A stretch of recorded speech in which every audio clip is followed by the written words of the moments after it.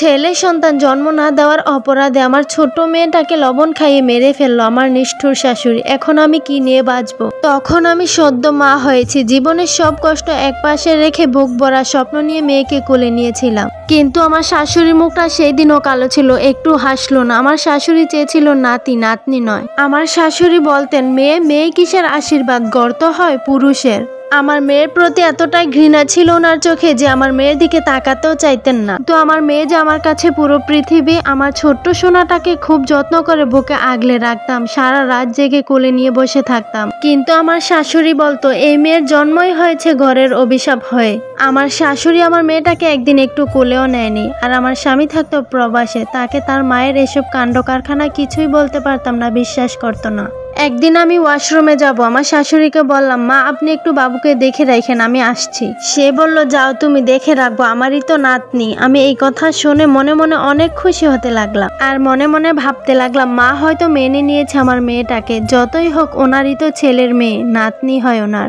এসব ভাবতে ভাবতে ওয়াশরুম থেকে ফিরে এসে দেখি আমার মেয়েটা কেমন জানি সোজা হয়ে শুয়ে আছে, হাত পা নাড়ছে না, নিঃশ্বাস নিচ্ছে না, আর মুখে কি যেন সাদা সাদা লেগে আছে। পাশে দেখি লবণের কৌটাটা খোলা। আমি চিৎকার করে বলে উঠি, আমার মেয়ের কি হলো, ওর মুখে কি লেগে আছে? আমার নিষ্ঠুর শাশুড়িটা পাশে দাঁড়িয়ে দাঁড়িয়ে হাসতেছে। আমি জিজ্ঞেস করাতে কিছুই বলল না।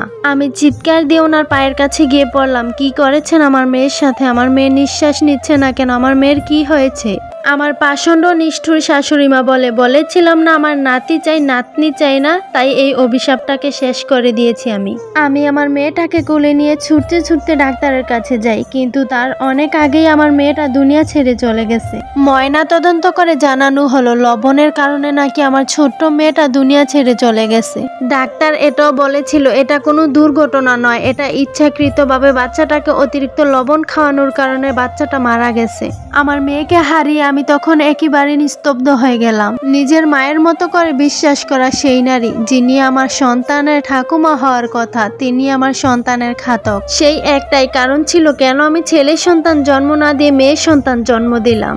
আমি সেদিন সবাইকে বলেছিলাম আমার এই নিষ্ঠুর শাশুড়ি আমার ছোট্ট মেয়েটাকে লবণ খাইয়ে মেরে ফেলেছে, কিন্তু কেউই আমার কথা বিশ্বাস করেনি। সবাই বলেছিল উনি ওনার নাতনিকে কেন ইচ্ছে করে মেরে ফেলবে। তারপর শাশুড়ির কোনো বিচারই হলো না। মেয়েটা মারা যাবার পর ভেবেছিলাম এই বাড়ি ছেড়ে চলে যাব, কিন্তু কোথায় যাব আমি? বাবার বাড়িতে যাব, কিন্তু আমার বাবাই যে ঠিক মতো খেতে পায় না, আমি গেলে কি হবে?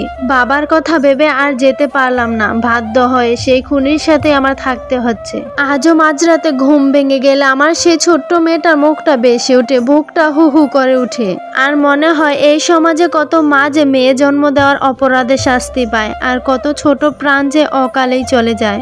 এই স্টোরিটা বাহিরের দেশ থেকে একটা হিন্দু ধর্মের আপু লিখে পাঠিয়েছিলেন। এই ঘটনাটা আপুর সাথেই ঘটে। আমি স্টোরিটা শুনে নিস্তব্ধ হয়ে গেলাম। মানুষ কিভাবে এত নিষ্ঠুর হতে পারে? আমাদের সমাজে এখনো অনেক শাশুড়ি আছে বা পরিবার আছে যারা ছেলে সন্তান পছন্দ করে, মেয়ে সন্তান পছন্দ করে না। সন্তান ছেলে হোক বা মেয়ে হোক, ওরা তো আল্লাহর দেওয়া দান। এমন ঘৃণা আর পাষণ্ডতা যেন কোনো ঘরে না আসে।